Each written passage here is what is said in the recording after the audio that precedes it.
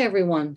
My name is Colleen Ruffel. I'm the Vice President for Student Life and the Dean of Students here at La Roche. I also serve as the Title IX Coordinator. Every school and university needs to have a Title IX Coordinator who helps to work on preventing and discussing reporting of sexual misconduct. So what is Title IX? Title IX is the law that was established in the 70s that says no person in the United States shall, on the basis of sex, be excluded from participation in, be denied the benefits of, or be subjected to discrimination under any education program or activity receiving federal financial assistance. When this law first started in the 70s, it was often applied primarily to athletics to make sure that schools were spending the same amount of money on women's sports as they were for men's sports. But over the years, the law has evolved, and now it covers sexual misconduct. So every school can define sexual misconduct in different ways. Here at La Roche, this is our actual definition of a sexual misconduct. We are a Catholic university, so our misconduct policy covers all types of sexual intercourse or indecent conduct, which occurs on campus between individuals who are not married. So unlike other schools, ours also means even with consent. So basically what that means is that you're not permitted to have sex at La Roche. Now I know many people like, oh my gosh, what does that mean? Am I going to get in trouble? How does that work? Well, we certainly do not do bed checks. We're not coming in and checking on things in the middle of the night. But what it does mean that if we have a report, and typically the types of reports we get for general sexual misconduct would be someone reporting that, hey, my roommate's boyfriend keeps coming over and they're having sex in the other bed while I'm trying to sleep. We will follow up with that, and that would be a violation of our sexual misconduct policy here at La Roche. But we also outline different parts of sexual misconduct. It includes sexual harassment, stalking, dating and domestic violence, sexual exploitation, sexual assault, and retaliation. So today, what I'm going to spend a little bit of time on is defining each of those areas and explaining what happens here at La Roche.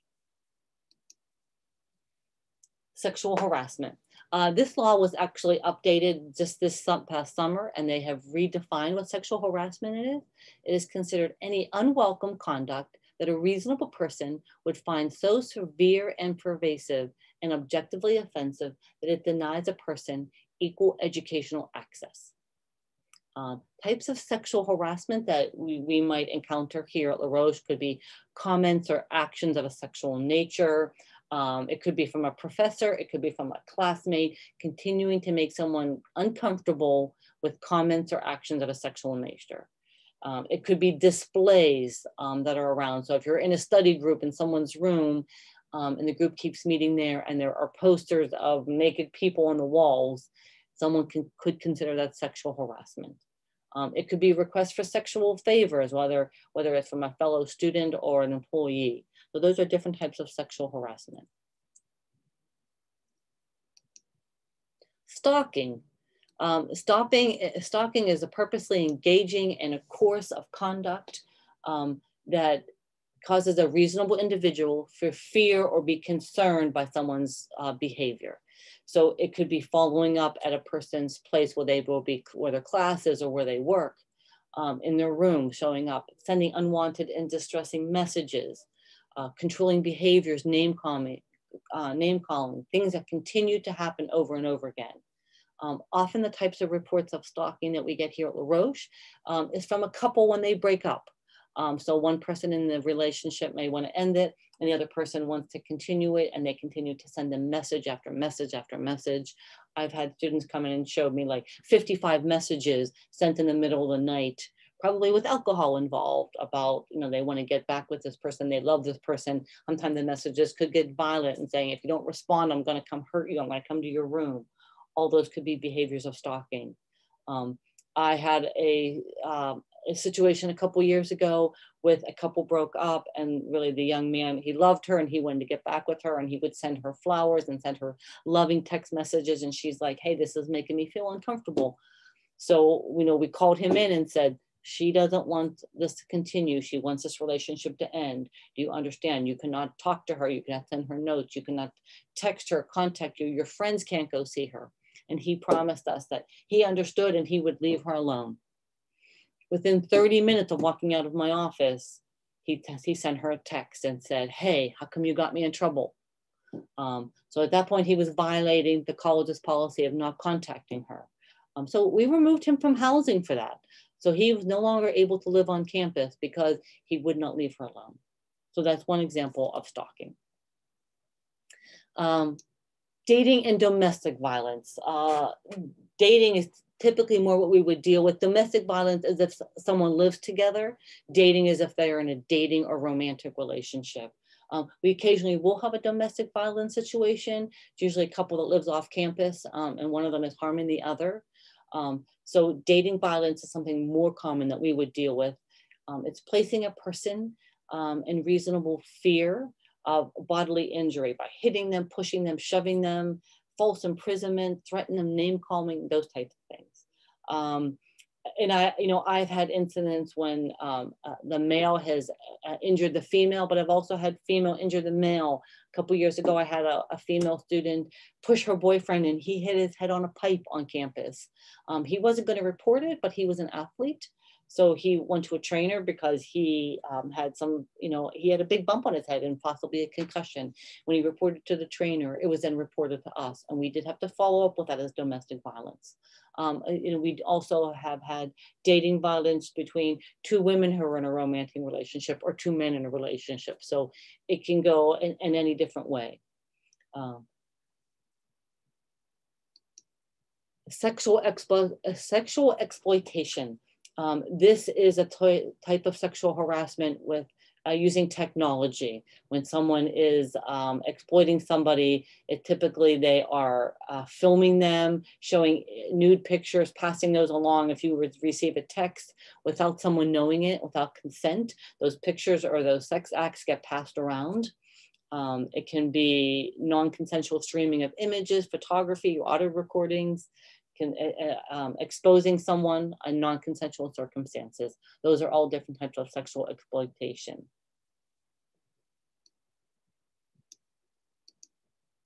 Probably the most severe form of sexual misconduct we would have at La Roche is sexual assault.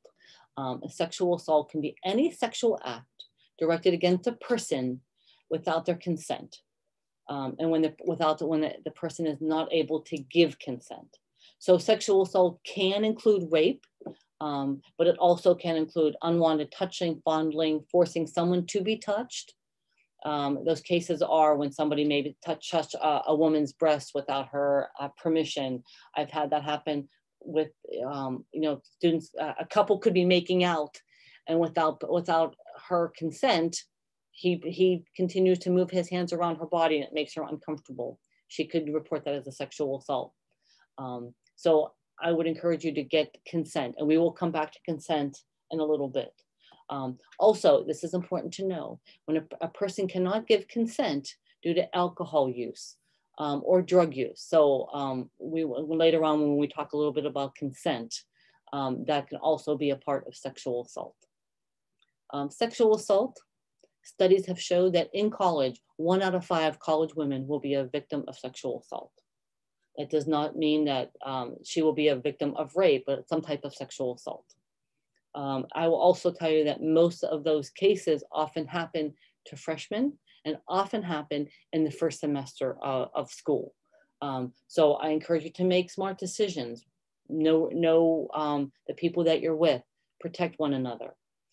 It is less than 5% of college rapes are reported to an official. People often talk to their friends, their family, but they often don't report it. 75% or more of reported sexual assault in college involve alcohol.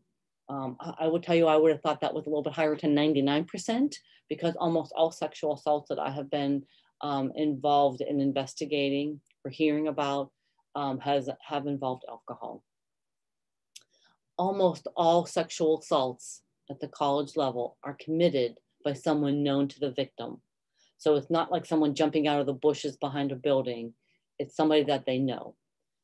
It often happens in college in the hookup context, when someone might be at a party, they have had too much to drink, they're not out looking for a relationship, but there's somebody else there who's, who's vulnerable, and they're going to hook up with them.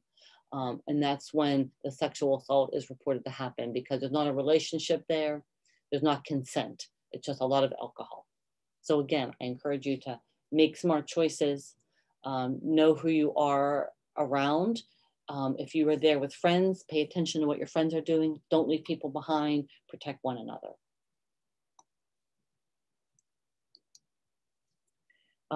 This is a new law that was added to the sexual misconduct law that all schools have to add, and that is retaliation. So after somebody reports a sexual misconduct, there can be an additional charge of retaliation under the Title IX. If that person or their friends treat them differently or create an intimidating or offensive environment, or there's unfair treatment because of a complaint, whether that's on an athletic team or in the residence halls, or how someone may be treating them after a report. Okay, consent. Consent is typically, when I'm in person and I'm doing these presentations, consent is the area where I get most questions about what it means to get consent. So consent is a voluntary agreement to engage in sexual activity. It may not be very romantic, but I encourage all of you to get that voluntary consent before you go to a next level in a physical relationship. Someone who is incapacitated cannot consent. Now, that doesn't mean if somebody's had a glass of a wine or a beer that they automatically rules out consent. They have to be incapacitated.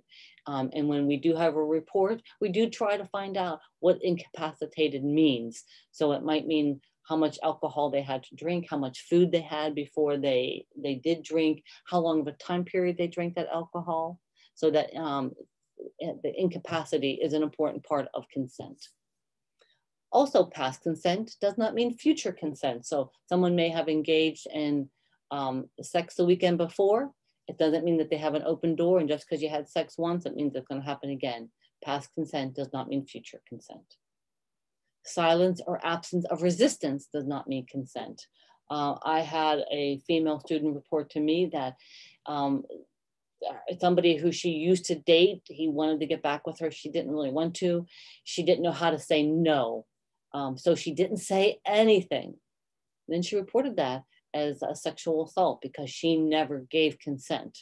Even though she never said no, she never really said yes either. Consent to engage in sexual activity with one person does not mean consent with another person. I did have a situation when a student, she did have a lot to drink. She did consent to have sex with somebody. They had sex. He got up and left. He went back to his room. He told his roommate that he had just had sex with the student. He went back, the roommate went back down to her room and had sex with her.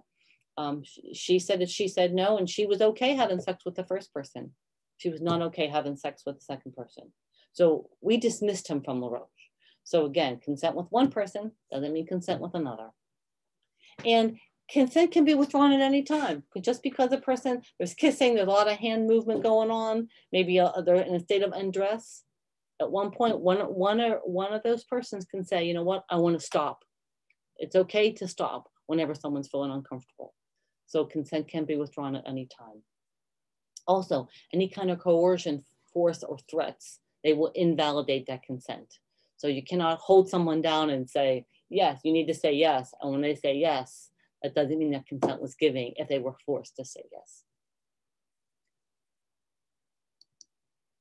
Okay, so what happens if you experience this kind of conduct, or you have a friend that experiences it and comes to you? So one thing I'd like to stress that it's okay to get help when you are ready for it. I will tell you, it is rare that after somebody walks out of a room and feels that they are raped, that they then call to get help. I have had reports that have come days later, weeks later, months later. I have had sexual assault reports that have come a year later. I literally have had one that has come like 10 years later, and everybody involved was gone. But it's okay to report it when you're ready on your own terms. So if you experience a type of sexual assault, and you want to seek immediate attention, you certainly are able to do that. You can call the police. You can call 911 and the police will come. If you want to call someone and talk through a process, no matter if it's during the day, during the middle of the night, you can call Pittsburgh Action Against Rape. And they have a hotline, and someone will talk you through options that you have. You can also go to the hospital. UPMC Passivant right next door has staff that can handle a sexual assault. So it's okay. If you want to get immediate help, you certainly can. If you want to wait, if you wake up the next day and you want to think, well, what are my options now? Again, after thinking about it for a week or a month or a year, and you want to talk to somebody, there's a bunch of different options. And everything I'm telling you today is on La Roche's website. So if you don't remember, all this is available. So if someone talks to you and you're like, hey, that they were sexually assaulted and they don't know what to do, you can go to some websites at La Roche and look at some of this information. So you can always call public safety at 1111 to talk to an officer, and they can refer it. You can go to your RA, you can go to a residence life staff member. They've all been trained on how to respond. Ultimately, any type of sexual misconduct report will come to me. If you're comfortable, you can go right to me. You can email me, you can call me, you can come see me. My office is in the campus center. So ultimately, even if you go to public safety, the police, or the RA, it'll get back to me. So you can take out all those middle people and come right to me. But if you're not comfortable with that, you can start with other people that'll help. You can also report things if you don't want to come talk to somebody. You can report it at La Roche for online reporting. You can put as much detail in that online reporting as you'd like. You can also do it anonymously if you don't want to share who you are or who the person is, but you want to tell someone that it happened. Last year, I got an anonymous report that somebody who I don't know was reported by somebody who reported that she was raped by someone that I don't know in the cemetery on campus. So it does, an anonymous report does limit our investigation options. Obviously that young woman did not want to tell us who she was or who he was, but she wanted someone to know that it happened and that it happened in the cemetery. So that does change what we do. Our public safety officers now make more rounds in the cemetery. So there are things that you can do. So you can, again, you can reach out to someone, but you can also report it online, and you can do that anonymously.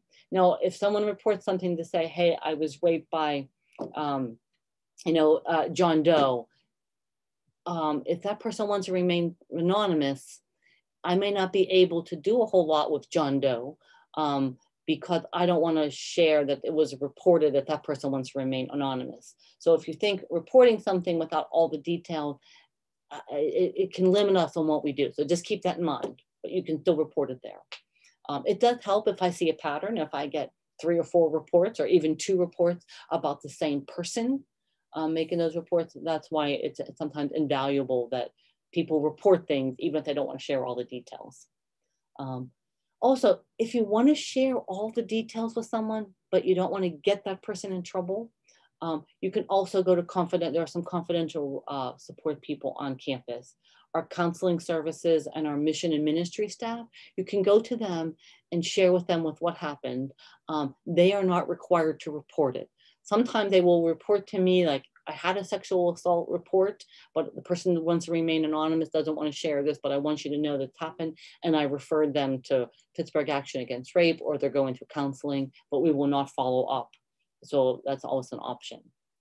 I also encourage somebody that, maybe they don't want to report it, but they shouldn't keep it in. So they should talk to somebody that they're comfortable with it. It could be their friend, it could be their roommate, it could be a family member, some type of support person.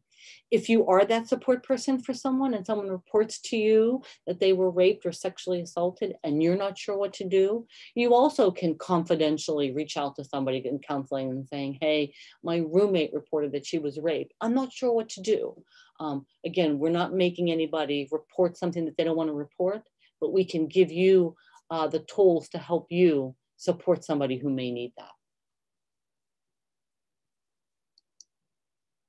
Okay, so what happens when we get a report here at La Roche? Well, it will depend on when the report happens. Does it happen, the night that the sexual assault happened? Did it happen a month earlier? Does it happen a week later? Whenever the report is, does change a little bit of what we can do, but we will always make sure the person is feeling safe. And sometimes the best way to make sure that person's safe is to keep them away from the person who violated them. So we can offer housing accommodations. If the two people live in the same building, we might be able to move one person. If they're in the same class or the same study group, we can offer academic accommodations. We may be able to move somebody out of that class. If the person does want to go to the police or does want to go to the hospital, but they're uncomfortable going by themselves, we have staff who are trained to help them, to go with them to the police, to go with them to the hospital. Probably the most popular thing that we do, I don't know if popular should be the right word, but the most common response that La Roche will have is to offer a no contact option. What a no contact is, it's a formal written response that will go to both people involved, and sometimes the other people who may have been involved, who witnessed things, to say, you can't have contact with each other. You can't approach them in the cafeteria. You can't approach them in the hallway. You can't knock on their door. You can't send them text messages. You cannot approach these people. It's our no contact option. It's in writing. So if they violate that no contact option, then there are following things we can do with discipline. We can offer no contact options to lots of people. We do that even in cases of friends who are no longer friends, or roommates who have an out of control roommate situation. So a no contact option isn't just given for sexual assault people. It's when we have other code of conduct issues, it's an option that we can offer students. We can also offer different supportive measures, whether that's counseling, support when they want to talk to a family member, outside report if they want to deal with Pittsburgh Action Against Rape and don't want to keep this internal here at La Roche. We can help connect people with those kind of measures. We will also, when a report comes in, we will discuss all the different options, what kind of procedures that we are required by law to follow, what kind of resolution options there are, what type of investigation procedure we have to go through, what a hearing would look like if we want to continue, if the person wants to file a formal complaint. We will explain all the details. Just because someone makes a report doesn't mean there's not 2 sides or 3 sides or 4 sides to a story. And so sometimes we will always have to interview people that may have been a witness to something. We will have to discuss options and explain all that. So we will share all that with someone when a report is made.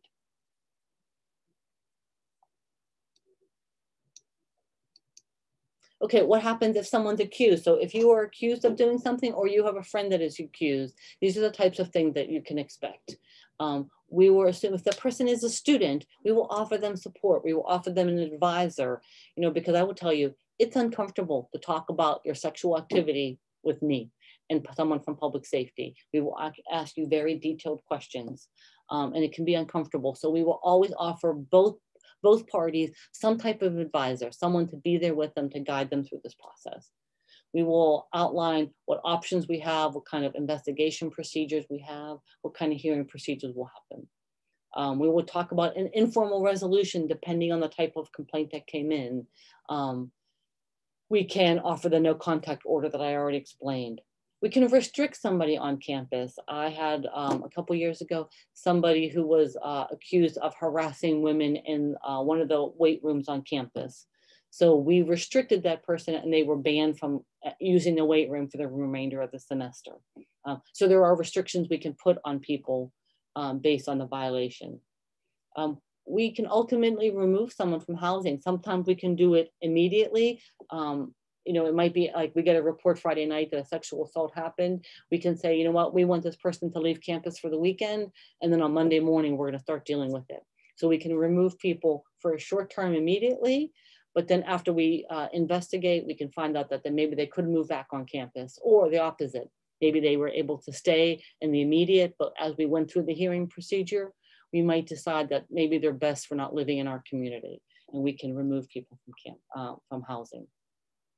We can also ban people from campus. So last year I had a young woman who broke up with her boyfriend, and she was concerned. He was not a student and was not here, but she was concerned for her safety. She thought he would come to campus to harm her. So she reported that. We were able to send him a letter saying you are banned from campus. If you come to campus for any reason, we will have you arrested for trespassing. And so we were able to do that even if that person is not a student. Ultimately, too, based on what the accusations are and through our formal procedure, we can dismiss someone from La Roche. So that often, I don't know if often, but it does happen that somebody can ultimately no longer be a student here based on what happened. Okay. People often say, you're a small school. Does this really happen at La Roche? So I have reported, I pulled out some of our statistics for this last couple of years.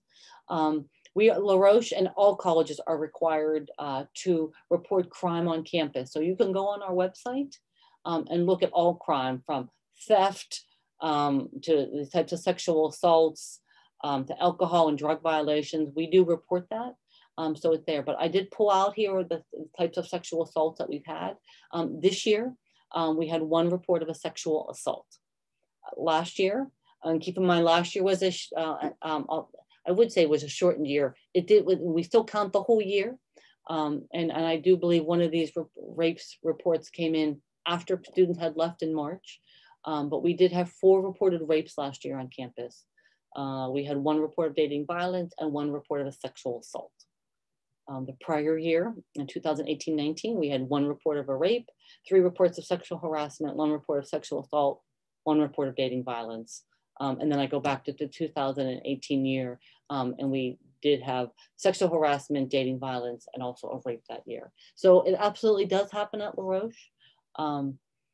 You can see, we did have a pattern of having typically about 1 report of a rape a year. Last year, it was a little unusual that we did have 4 reported rapes.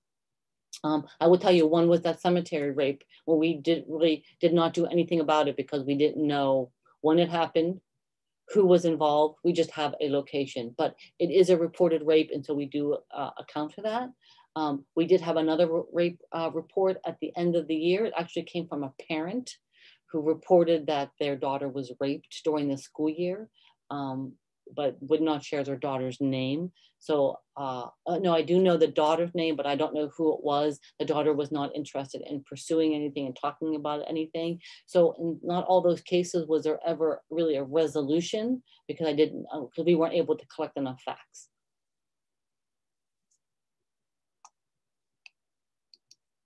Okay.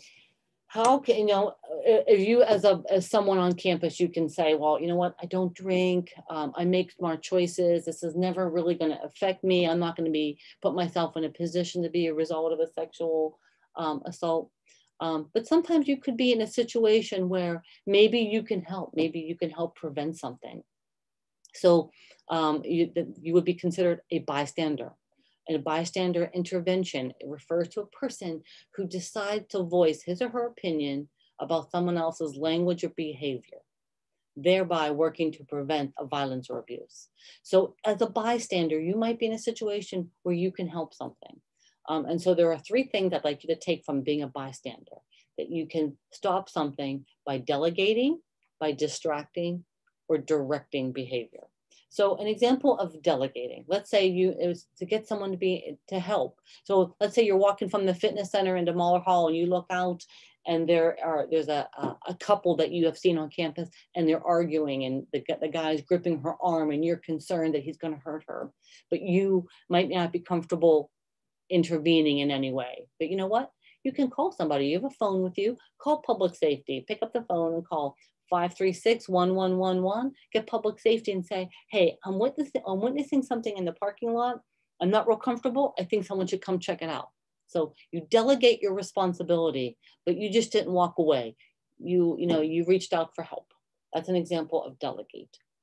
You can distract and redirect the behavior. Let's say you're at a party, you're not drinking, you're there with your roommate.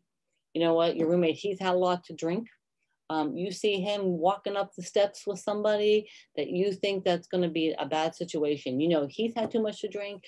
She's had too much to drink, but you don't know what to do. You can walk up there and say, hey, you know what?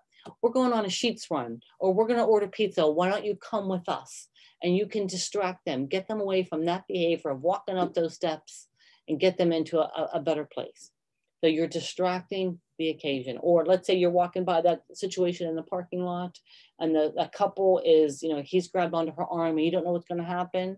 You can walk over and say, hey, you know what? I'm trying to find where the swimming pool is or the gym is. Can you help me redirect the behavior that is actually happening by distracting them? And the third way that you can help as a bystander is to be direct, is to go right up involved. You see that couple in the parking lot, you walk one up there and you be direct and you get involved and say, hey, let go of her arm, leave her alone. Or, your buddy again is walking up the steps, probably making some poor decision. You can go walk right up to him and say, you know what, you've had too much to drink tonight. I'm not sure where this is going. I'm taking you home. You got to go to bed. You can be direct and be involved. So as a friend, or you may not even know all these people, be a bystander, intervene when you're able to do that. Other ways you can be supportive if somebody reports something to you or that you hear there, is that you should sign up for campus alerts with our E2 campus alert system. We do send out notices when we get reports if they come in a timely manner. So if someone reports to us a sexual assault happened 4 weeks ago, we may not send an alert out. But if somebody reports like, hey, over the weekend I was raped, we will send a campus alert out to let people know that we had a rape occur on campus and that people should be extra vigilant. So you should be signed up, so you should know what's going on campus.